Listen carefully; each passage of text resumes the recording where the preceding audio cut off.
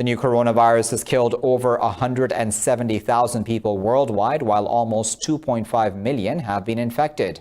In the U.S., 1,500 more people died from the fatal disease in the past 24 hours, raising the total there to over 42,000. More in this report.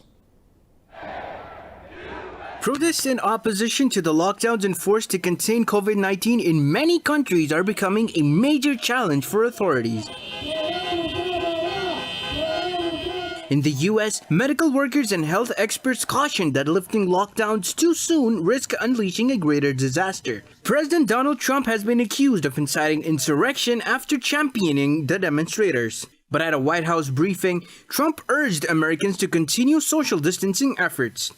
At a time when millions of American workers and families are struggling with the financial consequences of the virus, it's critical to continue the medical war while reopening the economy in a safe and responsible fashion.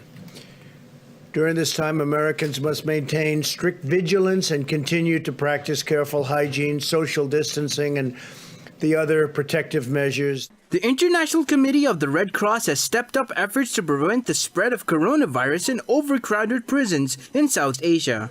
India recorded its biggest single-day spike in cases as the government eased lockdown, allowing some manufacturing and agricultural activity to resume. In Italy, the number of new infections has fallen for the first time since the country's outbreak began. After Italy, Spain, and the US, France has become the fourth country to cross 20,000 coronavirus deaths.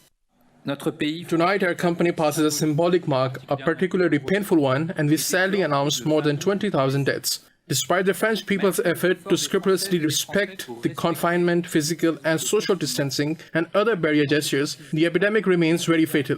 And so we all have to stay vigilant, mobilized, conscious that our efforts should last and that we should not give up. China has reported 11 new confirmed cases on the mainland with no new deaths.